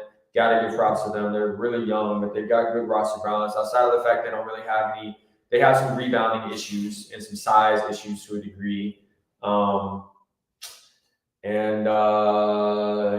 Suns are a B team too. I'm not sold on the Suns. The Suns are top loaded. I'm not sold on them. They don't really have any roster balance. If you really think about it, they really just got 3 wings that are, top 20 players in the league. I'm not sold on them at all. And one of them ain't played yet, essentially. I know, but the crazy part about it. It's similar to it's not as bad as the Clippers. It's not as bad, right? But the only thing that could save the Suns to some degree is their efficiency. Now, speaking on Kevin's numbers, that's amazing. That is like 50% from 3 is immaculate. It kind of makes me want to look up and see who was the highest percentage of like 3-point percentage in the season ever, because that's got to be up there close. With the amount of threes he's taking, it'll be Kevin Durant. Probably so. I mean, I'd be surprised. I'm willing to bet money on it. I think it wasn't. I was surprised he wasn't top 5 or 10 in percentage. I'm gonna look it up right now. But they're a B team too. They're coasting. I just think it's gonna happen like it happened last year when they ran into the Nuggets at some point. Like all that offense ain't gonna work. Like at some point somebody's gonna get shut down. They're gonna know your sets. You know what I'm saying? And like ISO ball just isn't gonna do it at a point. You know what I'm saying? And that's why I'm gonna poke a couple holes in the Timberwolves a little bit later on. Although the Timberwolves are obviously an 18 for me right now. I'm not sold like completely yet. They're playing great though. But yeah, other than that, I pretty much have the same teams as you, Marcus, in that realm. And then the top 5 are pretty clearly the top 5 with where we're at right now. And I'm gonna let you guys get into that. That's my B scores. So the single season 3-point leader, this is correct. This is like Steve Kerr, Mark Price, or something like that. So Steve Kerr for sure. Steve Kerr is on here twice. He shot 53% in 94-95, shot 52% in 95-96. The leader in the season is Kyle Korver. This is probably Atlanta Kyle Korver, 09. 54% from 54. 3. I remember that season. 54% from 3. And as it stands right now, as far as like active players for this season, Cason Wallace, I mean, he's only shooting 2 per game, but he's shooting 53% from 3. Batum is shooting 51%. Don't know how much he's taking. Luke Kennard, last year, Luke Kennard. And then Kevin Durant is number 12 right now for the season in terms of like all time in the season. It's kind of early to take score on some of that. Right. Early to take score on some of this stuff. Some of those things will pan out. Like either we're talking, like one of the teams I think is going to regress to the mean is the Rockets. I think absolutely. Yeah. Yeah, I do think that what's happened with the Rockets is talk about the difference between them and the Pistons, right? In the sense that they had clear defined roles and a clear defined hierarchy. I think that's a big difference in between Dillon Brooks in Memphis and Dillon Brooks in Houston. Because you got to think about it. Dillon Brooks was the number 2 or the number 3 option until he got injured, and then Desmond Bane rose up, right? The issue with Dillon at a point was he wanted to be the number 2 option because he averaged 20 the year that they got to the playoffs and they won they won the play-in and beat Golden State, and then they played the Jazz in the first round the year that the Jazz were the number 1 seed, and they had that incredible regular season before they fizzled out or whatever happened with them. What's the Rockets record? 8-9, I think. Yeah. So yes or no, and we can definitely move on. The Rockets, will they finish 500? Because I say yes. And if they're saying everything that you're saying about them, Ryan, that they won't finish 500, I think they will finish 500. I think they are going to make a trade at some point. Like I said, many to make them better or make them worse. To acquire more assets. So to make them worse for right now. Okay. Yeah. Because like Dillon Brooks, like look, conspiracy hat on. Dillon Brooks and LeBron been too cool for me. Like, they're gonna be teammates. They've been too cool for me, and I've been saying this for a while. LeBron gonna follow Kobe's book, where we were once enemies and now we're teammates. Run our test, prime example. Matt Barnes, prime example. That'd be a terrible idea for LA. That'd be terrible. I think Dillon would get out there and have a meltdown. He's in Houston right now, where it's like he's risen in popularity, but he's lessened in role. So he's like really right where he needs to be. You know what I'm saying? He's right where he needs to be, where it's not too much noise, it's not too much other stuff going on. Because what had happened with the Grizzlies was it just became way too much noise, and that was him piggybacking on the fact that Ja's the 3rd most popular player in the league on social media right now. Ja is literally right behind LeBron and stuff. Like, so when Ja started, all that stuff with Ja started happening, he got up in the middle of that. But then with his role issues with the Grizzlies, all of that other stuff just created a domino effect. If he gets out there underneath LeBron, who is even bigger than Ja, LA is gonna kill him. They would or Dillon Brooks is gonna rise to the occasion and get no boys. No, he's not gonna rise to the occasion. On this side, do not have me actually rooting for Dillon Brooks on this goddamn podcast. I do root for Dillon Brooks. Nah, man. I don't. But if he get out to LA, he gonna thrive. That's his kind of city. I heard it here first. I said it a while ago. Thrive. Canada, he is not built for that, bro. He's not built for that. I would love to see it now. Now it's there for it. They got now. No, he ain't built for that shit, bro. Two. If Dillon Brooks join the Lakers, I'm officially cheering for them again. I'll make it official. I would stamp that. Is that what fucking troll? You are a troll. I will stamp it. For that reason. I will stamp it. It ain't. Yeah, hey, the people heard it. I heard it for sure. He's a good trade candidate. Like, that is an interesting thought. I think he'll be gone though. I think him and Fred VanVleet will be traded in some capacity, or should be traded. I think that's a pretty good. I think that's a. I don't think you trade Van. Because their timelines don't really match, and their contract. But you want to play Amen Thompson too. You got when he comes back, he's a point guard. He has to play. You got to let him play. You got to let him play, but at the same time, you got a top 4 assist leader right now, and what he's doing with the team is actually working. That's true. They just got timeline issues. There's so many teams like this in the league that have timeline issues. No, I want to put Houston in that. Yeah. You got VanVleet on a max contract, and you've got a top 5 point guard that you just drafted, and you got Jalen Green. You got to play him. What are you doing? Because you got to think about it. VanVleet's like in his 30s now. Yeah. Right? I mean, at the same time, we still don't know what about to be there because nobody expected Arthur to be this kind of dog defensively. So maybe he's a dog defensive. Like, we still don't know what a man can be for them. Like, you can probably start a man in VanVleet. Nah, we don't know yet. But I think you already got assists and Baby Joker. Whatever you got in Houston working. It's working. They just got to get the experience. It's working. Some of it is working for sure. And Sengun has been a blessing for them. Right. Absolutely. Like, in the same way that like we looked at how the Joker has like blossomed, right? Nobody can really see that. So that's great. But you got to think about it. Like, if you're playing poker, you got chips put in, right?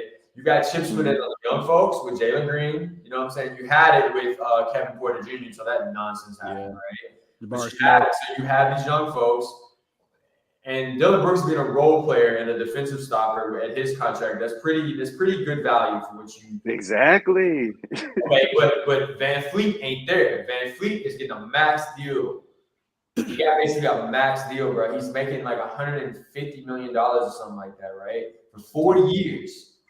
The heck are you gonna do with that in comparison to Jalen Green or Thompson? Use it until you gotta pay the rookies. Nah, like I think. I think they're gonna regress to the mean this year, and if not this year, maybe next year. And I do think that at some point those things will probably become trade chips. I think VanVleet playing the assist role has been smart. I think he probably should have did that in Toronto. To be honest, they were screaming at him for years, like, "Bro, stop shooting your damn shot." You know what I'm saying? No, they too damn inconsistent. Him and Dylan, you gotta give Ime some credit.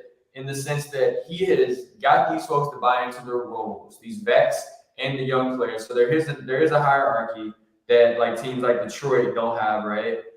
But they're gonna regress to the mean. They're not gonna get the 500. I doubt it. I'd be very surprised. I say right below 500. They could, but I think that at some point Dylan will probably play worse. Then when Thompson comes back and they start that thing, and then VanVleet's numbers are worse because his usage rate is down, right? You know what I'm saying? And then Jalen Green is just a nightmare. I mean, they can ride on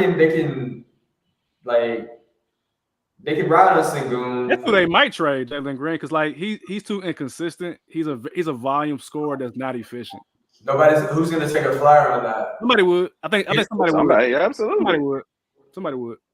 Who? He's still a bucket. He's just another Jordan Poole at this point. No.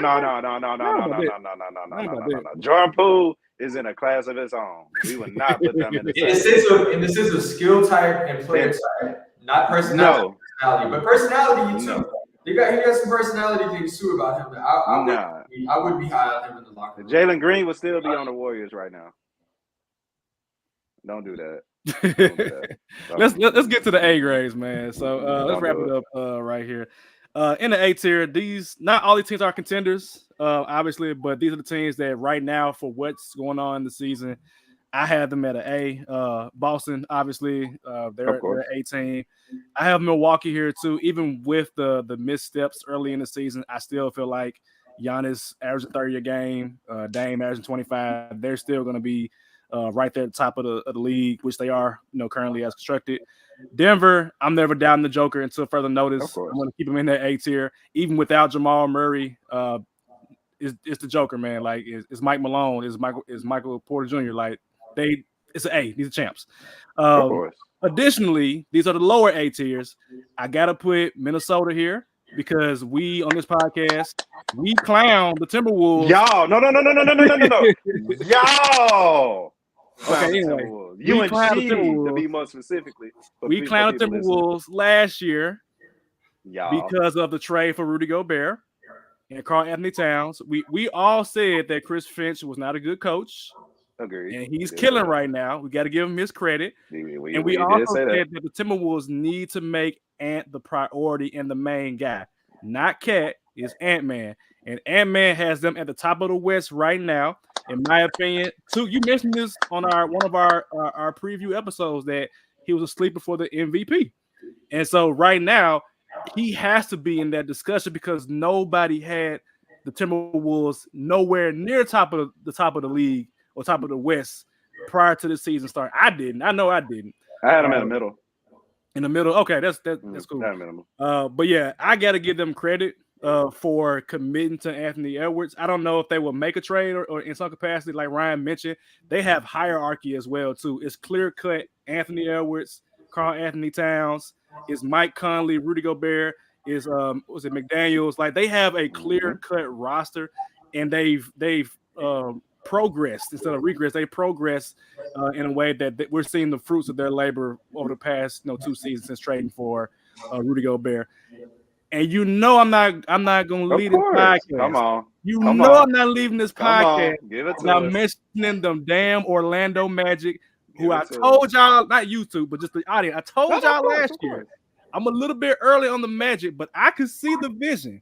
I see Paolo. I saw Franz Wagner. I see Wendell Carter. I see Jalen Suggs, Cole Anthony, a bucket off the bench. Markelle Fultz, your boy. There you go. Come on now. Like this team, the rookies they've drafted don't even get PT because the rookies they drafted before, like Paolo, Franz, all them are so good. We ain't even seen Anthony Black that much. We ain't seen Jet Howard. Drafted him. Yeah, like we ain't seen Jet Howard at all. I know he was hurt, but he been seen at all because the Magic are somehow making this work. They're number 2 in the East. I don't expect them to be that high, but I expect them to be in the playoffs in some capacity. For the playoffs, I'm a pleasantly surprised. I don't say surprised, but I'm pleased with what I see from the Magic because they have figured out who their guys are. That's Franz and Paolo, and now they're going to work on the entire league right now. So I got to give them credit. And like I said too, I'm not leaving this podcast without mentioning my Magic. So those are my A teams. I like it, and you should get all the glory for not only Magic, your Halliburton takes, because you've been calling out Halliburton. Man, everybody's saying Halliburton now, man. I kind of don't like it no more. I'm like, damn, man. Yeah, everybody on it now. I don't like it. Man. Like, man, Savage. I think a lot of the point guards stuff is gonna get different when Ja comes back. There's a lot of point guards I think that are getting a lot of noise and hype. And it's gonna be different when Ja gets back. You got the top. I just maybe not in the. I don't know. I'm not 100% sure who's gonna get a bump down a tier as far as the media. It's gonna get ugly. I can't wait. No, I don't think. I think some of that stuff is gonna be. I think it's gonna be a tale of 2 seasons to a degree. I can't wait. The only thing they can put Halliburton another tier up at this point is if he wins the in-season tournament. If they go crazy and he continues to go crazy and they win, you know what I'm saying? Like I think it's the Knicks and Bucks right now. Say Milwaukee wins, right? I would assume Milwaukee's favorite, and then he beats Dame and Giannis, and then they go out there and say they beat KD or LeBron or whoever's gonna, you know what I'm saying? Like, yeah, Halliburton would have stepped up another tier for sure. Yeah. But I think a lot of the point guard chatter is gonna shift significantly because I think Ja's gonna come out with a lot to prove. But one thing about Halliburton, man, that man did not play no defense though. He ain't guard nobody. he gonna score 40, he gonna give up 40. That's what he do. I love Halliburton, but hey man, sit in the chair at least one possession. Like he ain't trying to. That's the thing where like you can poke a clear issue in one of these players' games. You gotta think that that's gonna come into play in the playoffs. Yep. You gotta know that like when you get into them, it's a 7-game series, bro. Like you run into these random teams on back-to-back. Like you don't have enough time to focus and like get to what's really going on with the Pacers if you just played the Celtics the night before and you're flying from Boston to Indiana and you land at 3 a.m., your level of focus ain't gonna be there. 7-game series versus say the Knicks, right? Yeah. Who Thibodeau? Thibodeau, like, go get him. No, all that stuff with Halliburton ain't gonna be the same, bro. They're gonna attack you, bro. They're gonna attack him and make him and tire him down by making him play defense and stuff. Yep. So we'll see. You said you got the same 5 teams for A? Is that where you got? Let me see. I got the Celtics, of course, number 1 team in basketball. They'll be going to the finals. I do got the Wolves. Everything you said about the Wolves, I don't think they need to do a goddamn thing. Whatever's working is working. Shout out to Ant-Man for making me profit with him looking like an MVP. I told y'all. When he told Steve Kerr, hey, I ain't coming off this goddamn bench. You better start me. That's when Ant-Man looked at the entire NBA and said, all right, it's time to eat. It's lunchtime. And he's doing as such. So salute to him. The irony of OKC, like we talked about point guards, and we got to talk about Shea, my boy Shea. And what'll be the irony of OKC's the team in the in-season tournament finals? All this shit about Josh Giddey. And there's a chance that they can win. There's a chance that they can win this month. No, they're not. No, they're out. The Thunder are in. Like, you said the Thunder in? No, the Thunder. No. I'll take the back real quick. They didn't make it. No, it's Pelicans. Pelicans are in there, yeah. Pelicans, okay. Well, thank God. Oh, thank God. Okay, but I still got OKC as an 18 for sure. A basketball. Shet looking like Rookie of the Year. Yeah, and he's a favorite right now. Definitely right. He's a favorite. He's my favorite. He's he's my favorite. Year 2 player with a rookie qualification because he didn't play last year. He's gonna win. He's gonna be better than Wemby. There's no way he's been in the NBA. He's got used to the travel. There's all this like he learned the game. He's been like He's playing with better talent too. And I mean, all that helps. For sure. We'll see. I mean, because at the same time, Carmelo took his team to the playoffs, and LeBron got Rookie of the Year. So I mean, we can see one of them things happening as well. So OKC, you're 100% right about Orlando, and of course Denver, and of course we definitely want to give a huge shout out to Jokic. I ain't know, for one, if you look at his numbers, for one, he's averaging his career high in scoring. For number 2, he's 13 rebounds a game, almost his career high. And if he gets to 10 assists, he honestly ain't averaged a career high. He averaged a triple-double in his career. So, I mean, if he gets to 10, he has 9.8 assists right now. If he get to 10, that'll be the first time averaging the triple-double. And, you know, if it ain't KD that's winning MVP, don't get that thing to Jokic again. That's 3. That's 3. Hey, Jokic, this is Jokic's world, man. This is I can say it truthfully, this is world we just living in it. And they just got Jamal Murray back, so he may get to that 10 assists again. I've got the same 5 teams as Marcus. In the East, I've got the Celtics, who are playing great. Their roster moves seem to have worked out, you know what I'm saying, in a great way. Porzingis is providing great defense, which is not something I was really aware that he had progressed in, and he's great. Also, the spacing he's providing on offense is talk about it. Listen to JJ Redick pod, and they talked about how he's not shooting threes at the line. He's shooting threes about 5 or 6 feet behind the line, which creates a whole different sense of space on offense. Boston's only issue to me is the fact that Jalen Brown can dribble with his left hand. Yes, he can. Stop the narrative. Yes, he can. Hey, Ryan, you know what we call KP though? You know what we call Porzingis here? Who? We call him Larry Big Bird. Larry Big Bird. He has potential. The Magic, I think, are doing surprisingly well, but they're on their timeline, right? Like having the number 1 overall pick and him playing up to that level and expectation. You know what I'm saying? You would hope that Cade would get there with the Pistons, right? You would hope that the Pistons would rise to that at some point. If you just think about it, you have a number 1 overall pick, you would think that they would be a franchise elevating, you know what I'm saying? Yeah, not Ja, but Zion, those top level picks have to be. Right. So the Pelicans are on track right now. I'm not sold on the Pelicans because I think Zion still looks overweight, and Zion has. That ain't changing, brother. That ain't changing at all. He gonna be fat forever. Yeah, Zion also has some. Personality defects ain't the right way to say it, but he's not locked in bought in all the time. There was a moment last night at the end of the game where he got subbed out. Maybe it's a rotation pattern, how he plays the first few minutes of the fourth and gets subbed out. Yeah. There was some body language things I saw, and I was like,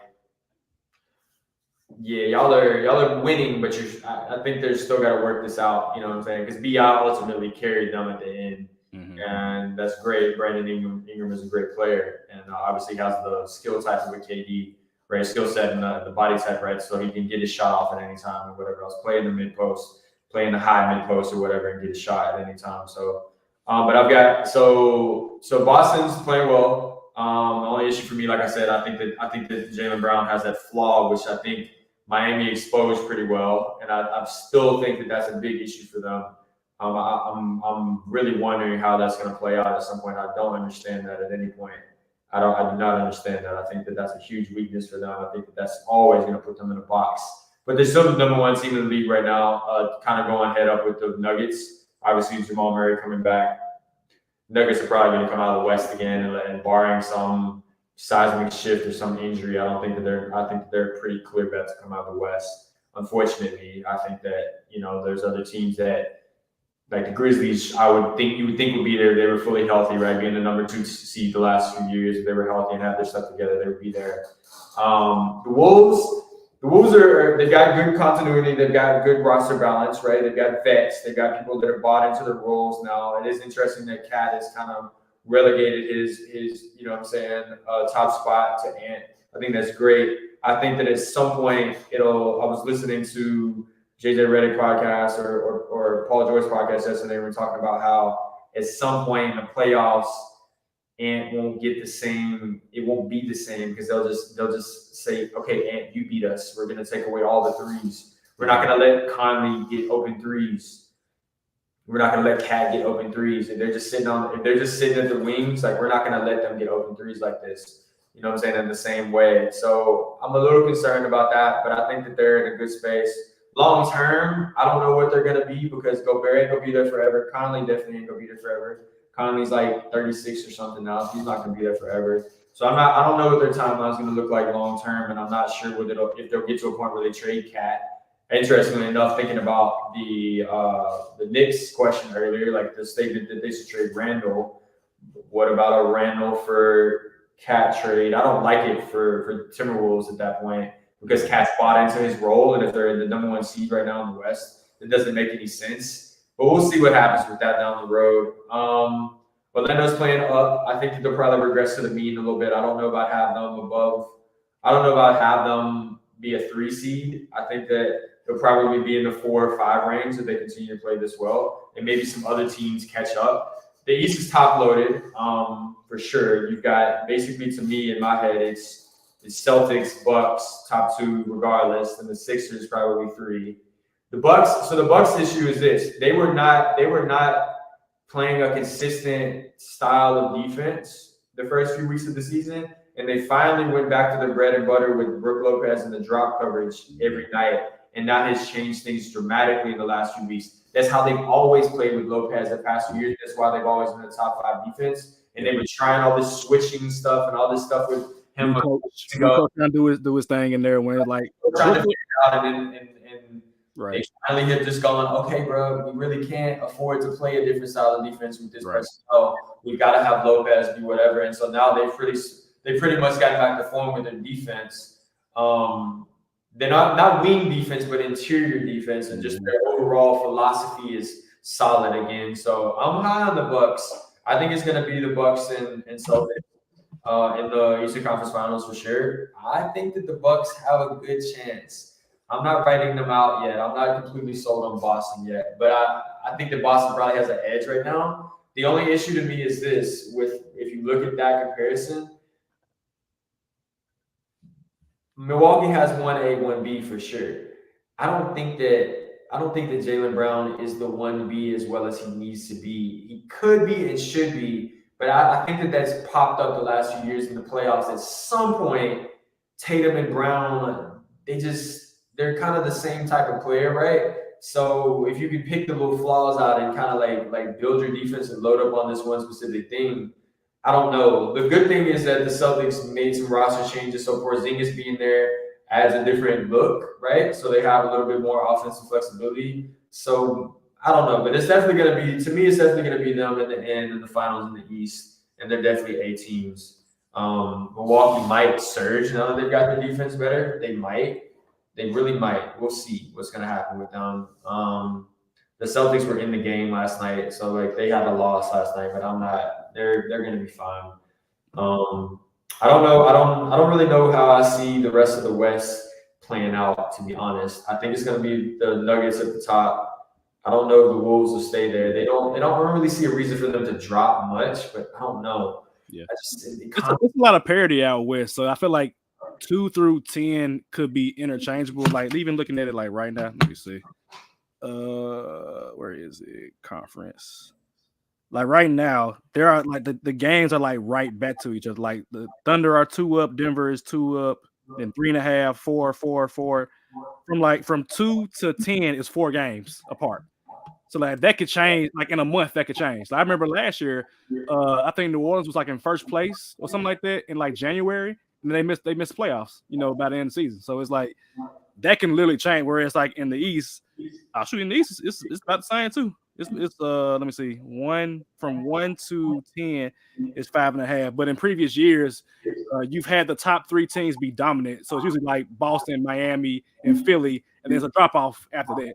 But in the West, it's like you can lose 2 games and be in 3rd to 10th place. We'll see if the Nuggets and Timberwolves separate themselves. We'll see. You know what I'm saying? I think that they have a good chance to. We'll see though. I don't see any teams that are better than them right now in the West. Yeah, I think that the Thunder could be a problem. I think that they I got to in playoffs, man. I got to see it to believe with Thunder. I got to, because like exactly. Right now, like Shea is great, but it's like can he handle, as you mentioned, like a 7-game series when it's like, all right, we know what he did in game 1 and game 2. How can we lock him down and make? They're just eventually certain things are going to go away. Like you're going to be able to zero in on certain players' tendencies. You know what I'm saying? And take away certain things. And then it just turns into 50-50 balls and hustle and all these other random things that happen. You know what I'm saying? What role players are gonna step up or what role players are gonna drop off. You know what I'm saying? Like it just turns into that at a point in a playoff series, and we'll see. But I mean, definitely, it's clear to me those 5 teams will definitely be A right now. You know what I'm saying? It's got to be the Nuggets, it's got to be the Timberwolves in the West, and you got to have Celtics, Bucks, and Magic in the East. We'll see how it plays out. I think that I don't know about having the Magic there the whole year. I don't know yet. We'll have to see. Yeah, we'll have to see. But definitely, to me, it's very clear right now. It seems like it's going to be Timberwolves, Nuggets in the finals in the West as of right now, with the Suns and Lakers maybe being, you know what I'm saying, good choices that they could round into form. I'm not sold on either one of them right now. I think the Lakers have more continuity. They should be better than they are, but we'll see. But it's definitely going to probably be the Bucks and Celtics in the East for sure. The Bucks finally figured out their defense. They're going to score no matter what. You know what I'm saying? So as long as their defense is okay, they should be all right. No doubt. All right, man. It was a good show, man. Good talk, man. Good talk. Let me go back. Here we go. All right, so we back, y'all. We back. We'll get this thing rolling, man. Hopefully my boy allows me to record as much as possible, but I don't know if we're gonna do Sunday or Tuesday too. But I'll let y'all know. It depends. I ain't watching football no more, so shit. Just let me know. We ain't gonna talk about that right now. We ain't gonna talk about that right now. We ain't got it. We talking about football already. Y'all disappointing ass. But Sheedy, man, get better, man. We miss you. We can't wait for you to come back. But just get right, take care of home first, man. So we'll see y'all next week. Stay safe. Be blessed. Peace. Peace.